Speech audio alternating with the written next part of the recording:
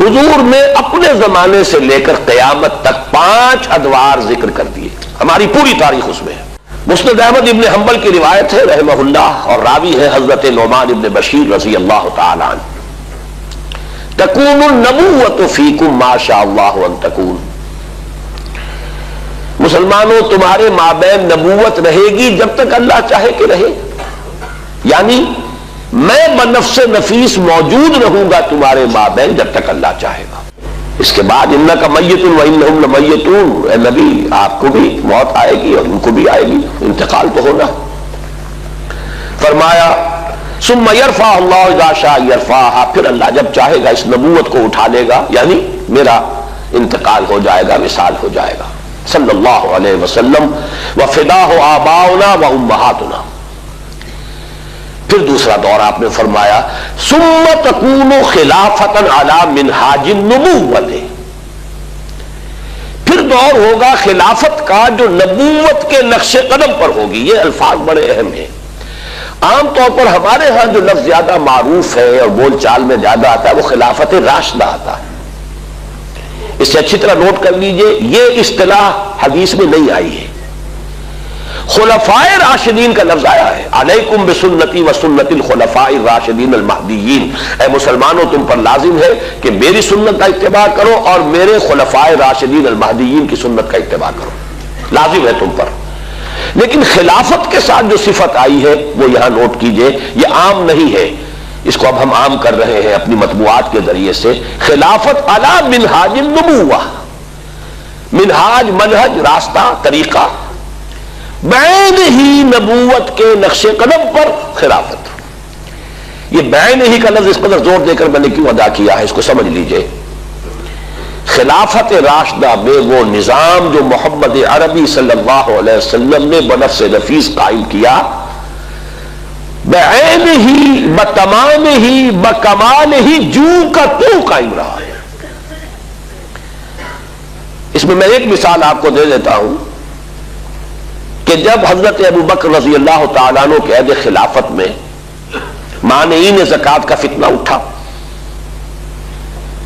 حضرت عمر جیسے شخص نے بھی رضی اللہ تعالیٰ عنہ مصلحت اندیشی کا مشورہ دیا کہ حالات کو دیکھیے، 2 محاذ پہلے کھلے ہوئے ہیں، آپ نے جیش اسامہ بھی بھیج دیا، اس لیے کہ حضور نے تیار کیا تھا۔ حضرت ابو بکر نے فرمایا کیسے ممکن ہے جو جیش اور جس کا علم دیا ہو حضور نے اپنے دست مبارک سے، میں اسے روک دوں؟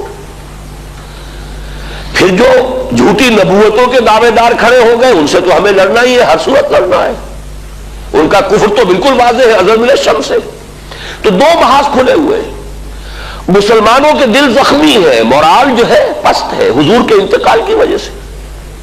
اب تیسرا محاذ نہ کھولیے، رعایت کیجئے، انہوں نے اسلام کا انکار نہیں کیا، کسی جھوٹی نبوت کا اقرار نہیں کیا، نماز کو بھی مان رہے ہیں، زکوٰۃ میں بھی یہ نہیں کہہ رہے کہ زکوٰۃ نہیں دیں گے، صرف یہ کہہ رہے ہیں کہ ہم حکومت کو نہیں دیں گے، اپنے طور پر دیں گے، خرچ کریں گے۔ تو ذرا لینینسی برتیے، مصلحت کو دیکھیے، تیسرا محاذ نہ کھولیے۔ اس پر جو حضرت عمر رضی اللہ تعالیٰ عنہ کا ریئیکشن تھا، ایک تو ڈانٹ پلائی حضرت عمر کو، اور یہ مقام ہے ابو بکر کا کہ عمر کو ڈانٹ پلا سکتے تھے، صرف وہی پلا سکتے تھے صحابہ میں، اور کسی کا یہ مقام نہیں۔ اے عمر تم جاہلیت میں تو بڑے سخت تھے، کیا ہو گیا تمہیں؟ اسلام میں اتنے نرم ہو گئے، اتنی کمزوری کا مظاہرہ کر رہے ہو۔ دوسری بات فرمائی، اور یہ ہے اصل جس کے لیے میں عرض کر رہا ہوں، ایبدل الدین وانا حی، کیا دین میں ترمیم کی جائے گی جبکہ میں ابھی زندہ ہوں؟ میرے جیتے جی دین میں ترمیم نہیں ہو سکتی۔ کس حد تک کہا ہے کہ خدا کی قسم حضور کے زمانے میں اگر یہ زکوٰۃ کے اونٹوں کے ساتھ ان کو باندھنے کی رسیاں بھی دیتے تھے، اگر یہ کہیں گے کہ اونٹ لے جاؤ رسی نہیں دیں گے تب بھی میں جنگ کروں گا۔ تو حضرت ابو بکر کی آپ دیکھیے فصاحت اور بلاغت کی بھی انتہا ہے، اس سے زیادہ تاکید کا کوئی اسلوب ہو نہیں سکتا تھا کہ اگر صرف رسی دینے سے انکار کریں گے، اب آپ بتائیے کہاں اونٹ کی قیمت، کہاں اس رسی کی قیمت؟ اتنی ترمیم بھی مجھے گوارا نہیں ہے، اور خدا کی قسم اگر کوئی اور میرے ساتھ نہیں چاہے گا میں تلے تلہا جاؤں گا اور جنگ کروں گا۔ بہرحال میں نے یہ وضاحت کی کس لیے کہ خلافت علی منہاج النبوہ، جو کا تو خلافت کا نظام ہے کہ جو قائم رہا، جسے ہم عرف عام میں خلافت راشدہ کہتے ہیں، حدیث کی اصطلاح میں خلافہ علی منہاج النبوہ،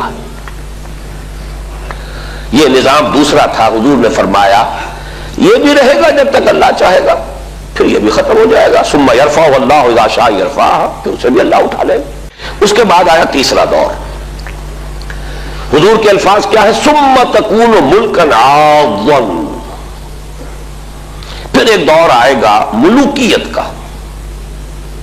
اور اس کا وصف ہوگا کاٹ کھانے والی ملوکیت۔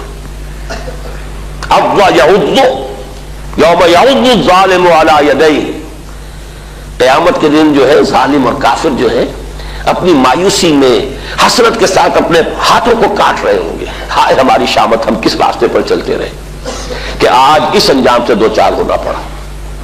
تو اب وہ یعض، کاٹنا، دانتوں سے کاٹنا، کٹکھنی ملوکیت کا دور آئے گا۔ فتکون ما شاء اللہ ان تکون، پھر وہ بھی رہے گی جب تک کہ اللہ چاہے گا کہ رہے۔ ثم یرفع اللہ اذا شاء یرفع، پھر اللہ تعالیٰ جب چاہے گا اسے بھی اٹھا لے گا۔ اس سے مراد کیا ہے؟ خلافت راشدہ یا خلافت علی منہاج النبوہ کے بعد جس نظام کو عرف عام میں خلافت کہا جاتا ہے، حدیث نبوی نے اسے ملوکیت سے تعبیر کیا۔ خلافت تو ایک معنی میں ہم اس کو کہہ سکتے ہیں، یہ بھی میں کل اس نقطے پہ مزید گفتگو کروں گا جب خلافت کی حقیقت، اس کے شرائط بیان کروں گا، اس لیے کہ کتاب و سنت کی ٹوٹل بالادستی وہاں موجود تھی۔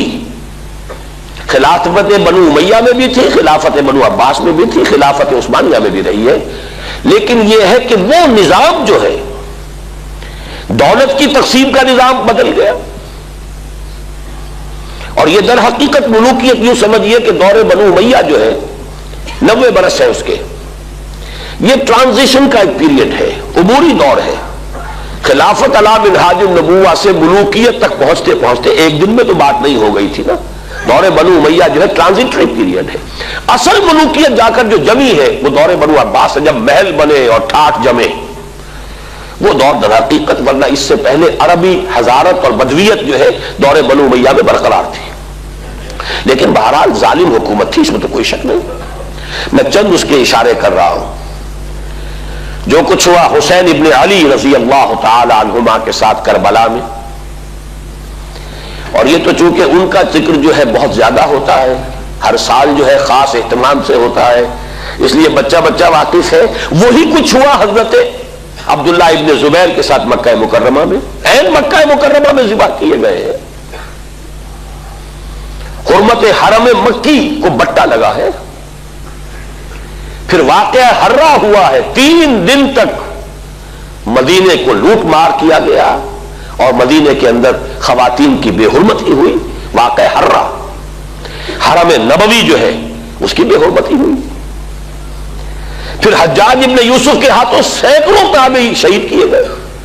تو تاریخ کے حقائق ہے، اور میرے لیے اس سے بھی کہیں زیادہ دردناک اور تاریخ کے اعتبار سے کہیں زیادہ فیصلہ کن ظلم جو تھا، محمد ابن قاسم کو بلا کر شہید کر دیا۔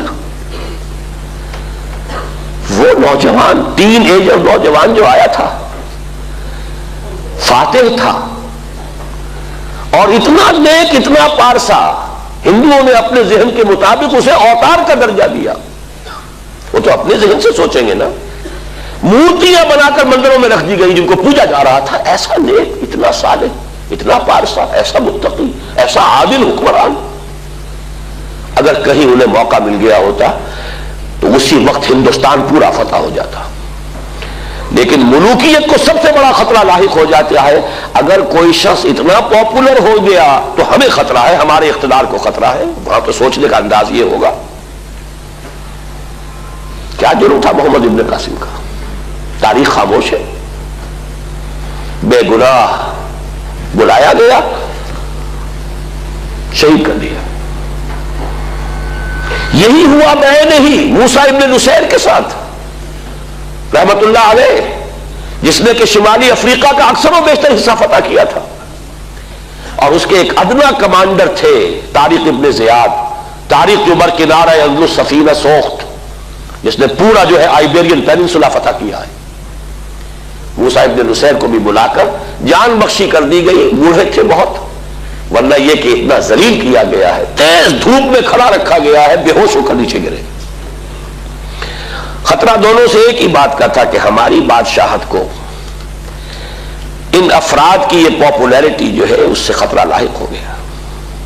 یہ ہے وہ، ابھی تو یہ دور میں ابھی بنو امیہ کی بات کر رہا ہوں ساری، پھر جو بھی ٹھاٹھ جمے ہیں اور جو عیش ہوئے ہیں، اور کوہ قاف کا سارا نسوانی حسن جو ہے جو بغداد کے محلوں میں آیا ہے، پھر رقص و سرود جو بھی ہوا ہے، سب کچھ سب کو معلوم ہے۔ الف لیلہ جو ہے بغداد کی 1000 راتیں جو ہے، یہ ساری کی ساری داستانیں ذہن میں رکھ لیجئے۔ یہ ہے بہرحال تیسرا دور۔ چوتھا دور آپ نے فرمایا ثم تکون ملکا جبریا،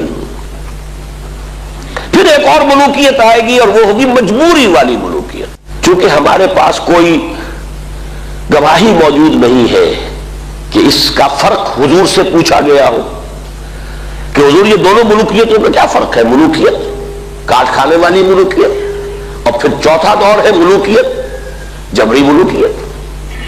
تو آپ نے کیا جواب دیا؟ کوئی ریکارڈ نہیں ہے، نہیں معلوم اس وقت کیا سمجھا گیا۔ آج ہمارے سامنے روز روشن کی طرح واضح کہ اس سے مراد کیا ہے۔ پہلا ملوکیت کا دور وہ تھا کہ ملوک مسلمان تو تھے، کلمہ گو تو تھے،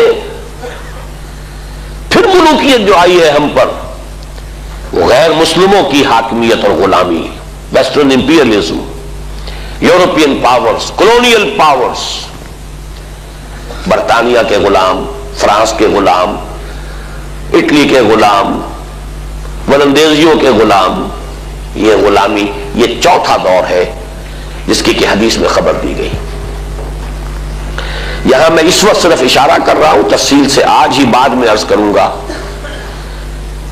یہ چوتھا دور ابھی ختم نہیں ہوا، ایک اعتبار سے ختم ہوا ہے، ایک اعتبار سے جاری ہے۔ ختم اس اعتبار سے ہوا ہے کہ ڈائریکٹ رول، براہ راست غلامی ختم ہو گئی، تماشا دکھا کر مداری گیا، انگریز اور اس کے فوجی گئے، فرانسیسی گئے، ولندیزی گئے، اطالوی گئے، سب گئے، ڈائریکٹ رول ختم، اس اعتبار سے ختم ہوا۔ لیکن انڈائریکٹ رول برقرار ہے، رول بائی پراکسی یا ریموٹ کنٹرول، سب ان کے شکنجے میں، ہماری معیشت ان کے شکنجے میں، ہمارے وسائل ان کے قبضے میں، ہمارے ذہن ان کے قابو میں، اور اب تو جس درجے CNN اور نہ معلوم کس کس کے ذریعے سے ہمارے ذہنوں کے اوپر جو بھی جبر آ رہا ہے، کہاں بچ کر جائے گا؟ کون بچ سکے گا؟ پھر یہ کہ اس سے پہلے ابھی ہم تہذیبی انداز میں غلام، علم میں بھکاری، ٹیکنالوجی میں بھکاری، ان کے دست نگر، تو در حقیقت یہ چوتھا دور جزوی طور پر ختم ہوا ہے، لیکن در حقیقت معنوی اعتبار سے ابھی اس کا تسلسل جاری ہے۔ میں نے اکثر جگہوں پر اس کو کراچی کے حوالے سے بیان کیا، کراچی میں لانڈھی، کورنگی، شاید یہی معاملہ ہوگا، اور جو یہ نیو کراچی وغیرہ میں بھی جو بس سٹاپس آتے ہیں، 3 نمبر، پھر 3.5 نمبر، پھر 4 نمبر، پھر 4.5 نمبر، پھر 5 نمبر، تو ہم 4.5 نمبر پر کھڑے ہیں اس وقت۔ چوتھا دور ایک درجے میں ختم ہوا ہے، ایک درجے میں ابھی باقی ہے، اس پر میں بعد میں عرض کروں گا۔ اور ابھی جو اس کا آدھا حصہ باقی ہے وہ پہلے سے کہیں زیادہ تلخ ہے، اس کے شدائد اور مصائب پہلے سے کہیں بڑھ کر ہوں گے، لیکن وہ میری گفتگو میں بعد میں آئے گی بات۔ اب آئے ہم آخری دور پر، حضور نے فرمایا بہرحال اس کو بھی ختم ہونا ہے، ثم یرفعہ اللہ اذا شاء یرفع، پھر اس دور کو بھی اللہ اٹھا لے گا جب چاہے گا کہ اٹھا لے۔ ثم تکون خلافۃ علی منہاج النبوہ، پھر دور آئے گا خلافت علی منہاج النبوہ کا۔ یہ ہے وہ نوید جاں فضا، یہ ہے وہ خوشخبری موجودہ مایوس کن حالات میں تقریباً ناقابل یقین حالات کے اعتبار سے، فیکٹس آن دی گراؤنڈز کے اعتبار سے تو بالکل کہیں اس کے سان گمان نہیں، آس پاس کا کوئی امکان نہیں، لیکن واقعہ یہ ہے کہ یہ محمد الرسول اللہ صلی اللہ علیہ وسلم کا فرمان ہے، ثم تکون خلافت علی منہاج النبوہ، پھر خلافت علی منہاج النبوہ کا دور آئے گا۔ اس کے بعد راوی فرماتے ہیں حضرت نعمان بن بشیر ثم سکت رسول اللہ صلی اللہ علیہ وسلم، یہ فرما کر حضور خاموش ہو گئے۔ خاموش کیوں ہو گئے؟ کہ اس کے بعد دنیا کا خاتمہ ہے۔